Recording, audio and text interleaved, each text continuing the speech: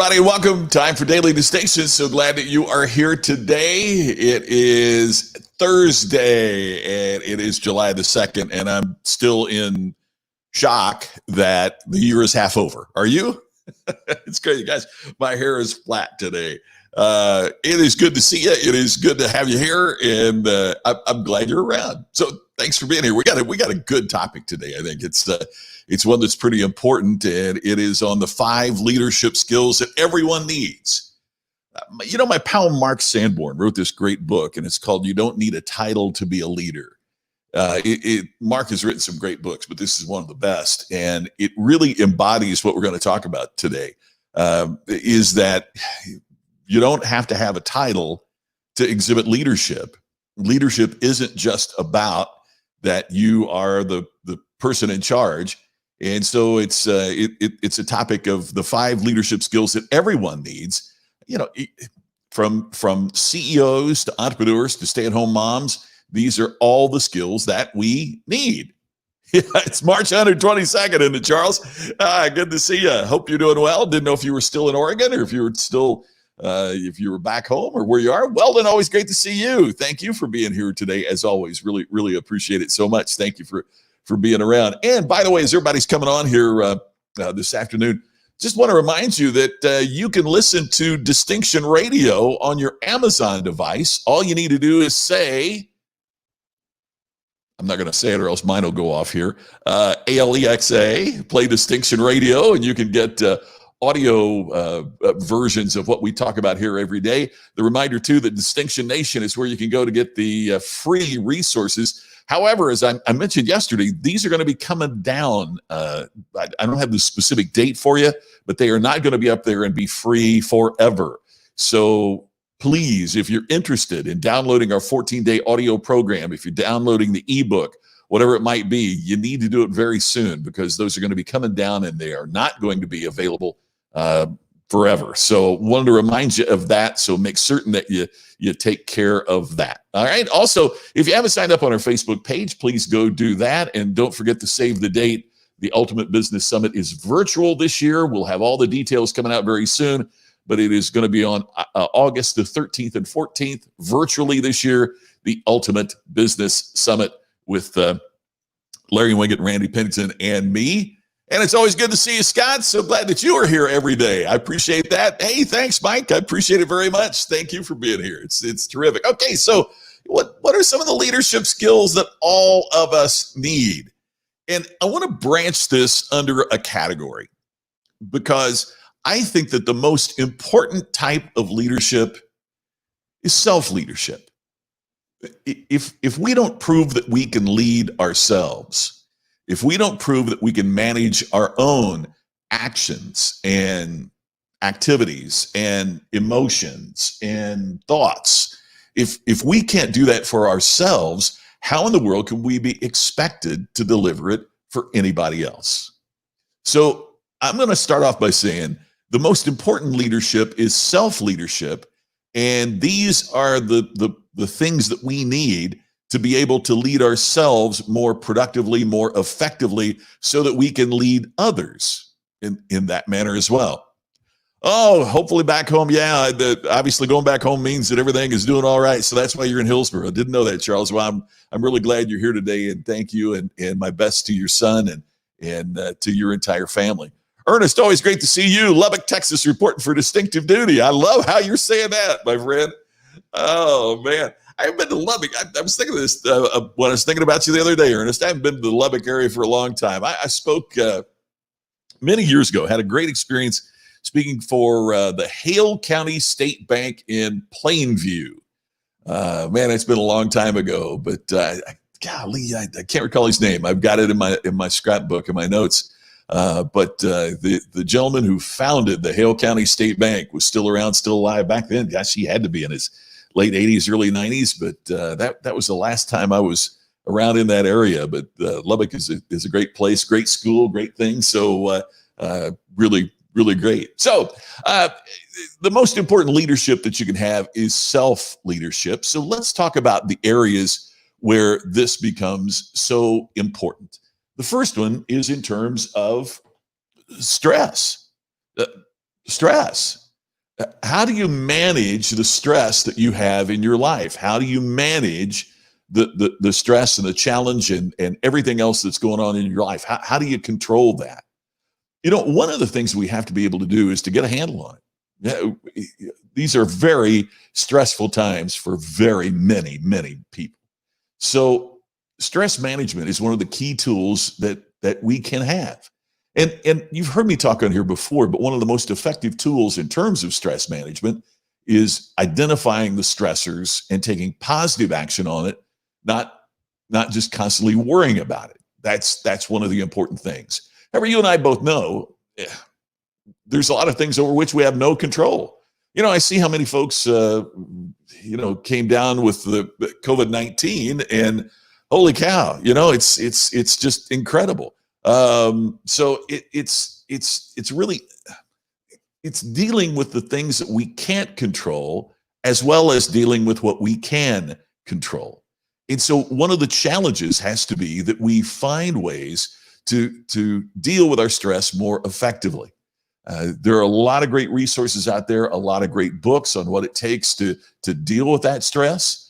But that is something that we have to manage ourselves and lead ourselves in the way that's productive for us. Hey, Ernest, thank you so much for sharing. I really appreciate that. As you know, that's the way we continue to grow this thing, and you are so kind to do that. And thank you to everybody that's sharing it. So stress becomes absolutely one of the most critical aspects of this. It's really critical for us to be able to deal with that. So one of the other aspects that I'm learning and I'm working on in terms of managing stress is, if you're ready, it's going to sound silly. It sounds so basic. How much sleep are you getting? Now, sometimes we think, oh, I'm so stressed out, I can't sleep. But sometimes our stress is compounded because we aren't sleeping enough. My new friend, JJ Virgin, who you may remember was on a lot with Dr. Phil and his show. She's one of the leading people out there in terms of really making certain that not only in terms of physical fitness, but just total fitness, mental fitness, emotional fitness, all those things. She's just amazing. And one of the things that she has been talking to me about is, you're not getting enough sleep. How can you get everything else healthy if you aren't getting enough sleep? And I'm like, well, for goodness sakes, the stress is part of why I'm getting up early. I've got so much to do. And she said, you'd be more productive if you slept better. And you know what? I'm finding she's right. And Danny, you make a great point. Stress is the number one contributor to disease and illness. And when we think about how many issues we're seeing with heart problems and things like that, I mean, that's so much of that is stress related. You're exactly right. So the first area in which we need to exhibit more leadership is in how we manage the stress in our lives. Here's the second one: time. You heard me quote Benjamin Franklin: if you love life, waste not time, because time is the stuff life is made of. How well are you managing your time? Are you excelling at that? Are you functioning at that? It's important that we manage the time that we have. Now, one of the philosophies I've always had about time management is there's no such thing. Yeah, I don't believe there's any such thing as time management. So you're saying, wait a minute, how can you lead yourself in this area if you don't believe that there's time management? It's because the Queen of England has the same amount of time that you do. Steve Jobs, his day was 24 hours just like yours. In other words, we don't manage time, we manage the activities that we schedule into that time. And as I said before, that great quote from Stephen Covey that we are ruled by the tyranny of the urgent. So many of us spend so much of our time focusing, obsessing about what's urgent in our life, not what's important in our life. And one of the great ways that we can be leaders in terms of how we deal with time is focusing on what activities are important and scheduling that in the time we have. Make sense? I mean, some of the most productive people I know are not the people that are working 24/7. As a matter of fact, one of the crazy things is sometimes the people that are working that hard are the ones that aren't getting things done. Right? I mean, early on in my career, I got connected through a mutual friend and got to go to dinner with this wonderful man, Dr. Wayne Oates. Dr. Oates taught at the Southern Baptist Seminary in Louisville, but he focused on how people worked. And he was the guy that coined the term. He originated the term workaholic. If you ever wondered where that term came from, it's attributed to Dr. Wayne Oates. And one of the really interesting things about his research was that the people that worked the longest were not the most productive. It was the people that focused on the important, focused on that, dwelt on that, and managed their activities in the time that they had. So being a workaholic doesn't get things done. Focusing on what's important is what really matters. Charles, yeah, you could not be more right. You are, with what you're doing, you are focusing on what's truly important. You know, it doesn't get more important than that, does it? I mean, so you're doing it exactly right, and that is the leadership that we all need and want to know. Here's number 3: decision making. What we have to be able to do as leaders is solve problems and make decisions. Yeah, well, then you're exactly right. It's working smarter, not harder. I mean, and I know you'd agree with this as well. There are some people that need to work harder. They're just not working hard enough. But for most of us, we're putting in the time, we're putting in the hours. We just need to be more productive in those hours that we have. Yeah, Danny, it's the one thing from yesterday's show. You're exactly right. It's that one thing that makes such an important and powerful difference. And an interesting aspect about decision making and leadership in terms of decision making is that when do you decide to not decide? That's one of the most important aspects of all decision making, is when do you decide that you will delegate it, or you'll delay it, or you'll just dump it? Those are the 3 keys in terms of decision making. And that gets back as well to what's important, not necessarily what's urgent. The things you need to be making decisions about are the things that are really important. But if it's not important, could you delay it?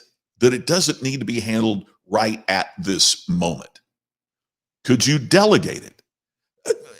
And as leaders in organizations, sometimes we need to make certain that we're empowering our team to be making decisions that they can be making rather than coming to us. I've seen so many organizations where the leader of this department or division, as a way of showing their power and showing their authority, they want to run everything by me, right?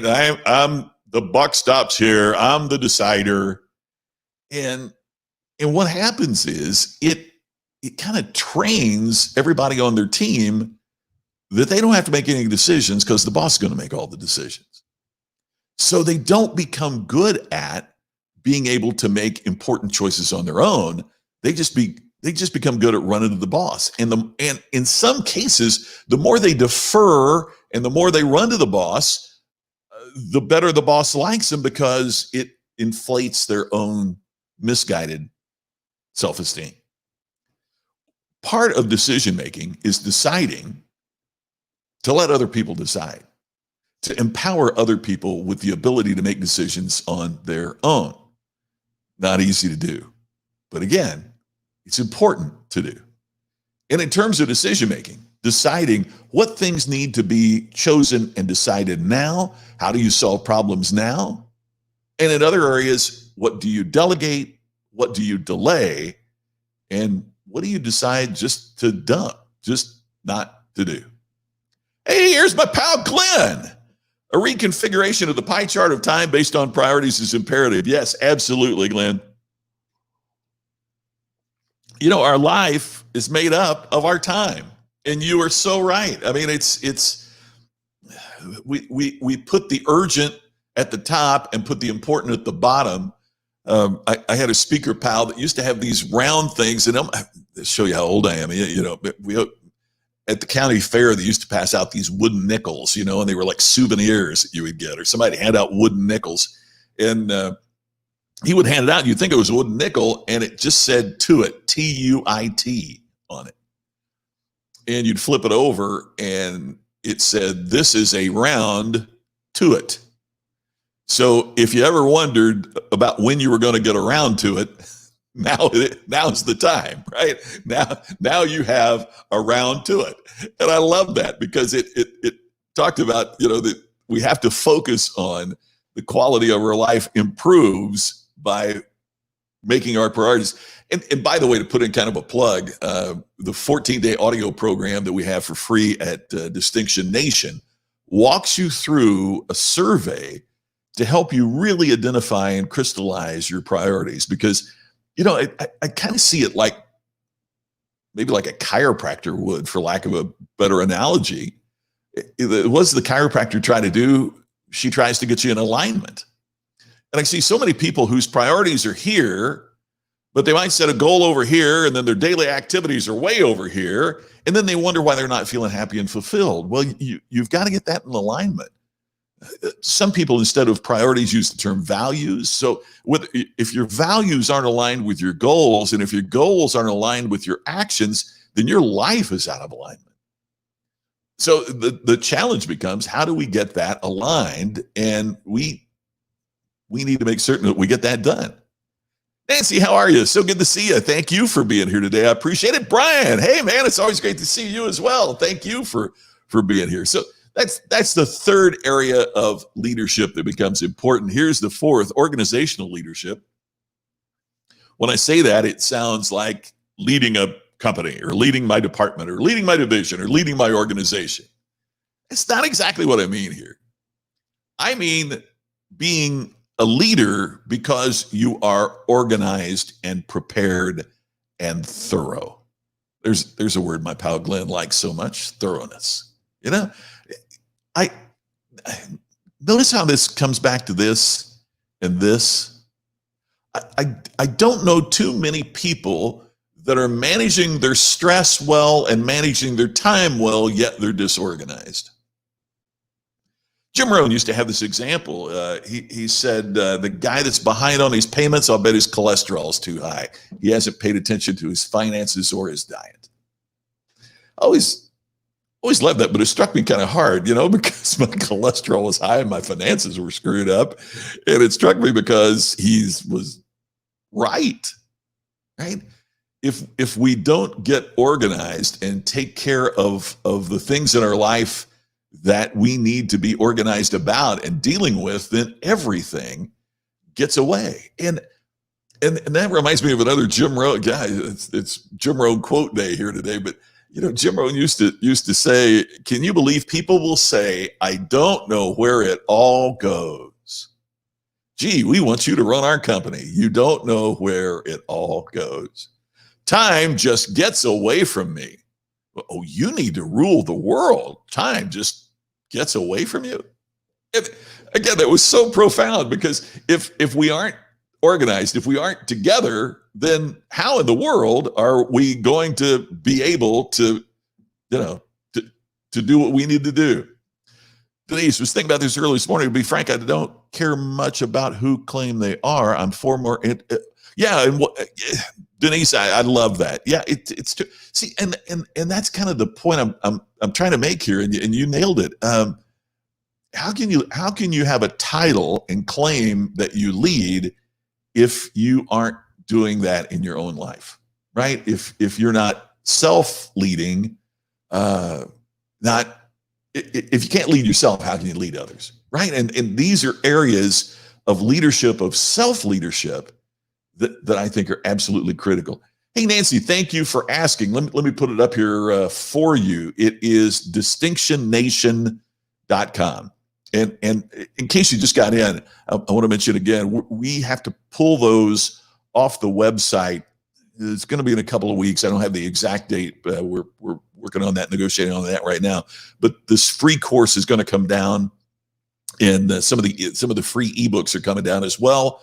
So if you want to get it for free, you need to do it here very shortly, because it's going to be coming down. But it's about getting back in alignment. It's aligning your priorities or values, your goals, your daily activities to create personal distinction in your life. So there you go. Oh, Shelly, thanks for putting that up. I appreciate it. Thank you for getting that up there for us. So that's the one of organization. And finally, personal. Self-leadership is in part about taking care of the person, taking care of yourself. So if I'm holding this cup and you come up to me and say, man, I'm really thirsty, can I have a drink? And I say, sure, and hand you the cup, there better be something in it. I mean, why would I give you a cup to have a drink if the cup is empty? What I mean by that is you can't give what you don't have. You can't. You can't give what you don't have. Back in the days that I was flying all the time, man, there was one year I made Diamond on Delta, Executive Platinum on American, Global Services on United, all in the same year. That's how much I was flying. And on every flight, how did they begin?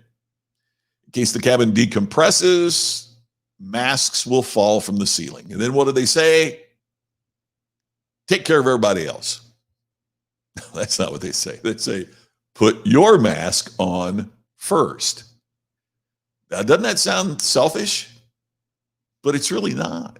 How do you help anybody else if you can't breathe? So you've got to make certain that you've got something in your cup before you can help others. I am not talking about, take. I promise I am not talking about being selfish. I am not talking about being self-centered. But what I am saying is you can't give what you don't have. You don't see houses that say for sale by renter. Right? You can't sell what you don't own. You can't give what you don't have. So what you have to do, thank you, Danny. What you have to do is make certain that there's something in your cup before you share with others. Should you share with others? Absolutely. Huge believer in that. But I see folks that are out there trying to share things that they don't have, to teach things they don't know, to not take care of themselves, even as they try to help others. Help others by all means, but make certain you're doing it with a cup that has something in it, because you can't grow as a person if you deplete all of the resources. I mean, think about it. Having grown up on a farm, part of what I see is the seeds that are planted in the most fertile soil have the greatest chance of producing a terrific crop. And it seems to me that part of what we need to be doing is everything that we can to make our soil more valuable, more fertile, so that as seeds are planted, they have a chance of becoming an incredible crop. And so that, what happens when the corn grows? There's also a bunch of corn seeds, right? I mean, that's what it is. And more seeds happen when we allow, when our soil is fertile and more things grow. So it's part of helping. Oh my gosh, Glenn, thank you so much. I'm honored to call you friend as well. I'm so grateful for that. Thank you very much. I'm genuinely moved by that. I appreciate it. And I just think it's so important, because we see so much selfishness in the world today. And so to say, hey, you got to take care of yourself is sometimes misconstrued as, this focus on greed and this focus on self. And I really, really want to make sure that it doesn't come across that way, because it's not that. It's Charles, you said it a great way here. You first get your ducks in a row and then you do other things. Yeah. There's certain things I'll never talk about on this program. And you know why? Because my ducks aren't in a row there. There are parts of my life where my ducks are not in a row, and I'm not going to sit here and advise you on something I haven't done myself. There are things I'll tell you, hey, I'm learning here and I'm working on this too. I think that's okay. But for me to advise you on something that I haven't done or haven't been able to, get my act together on, I think is malpractice.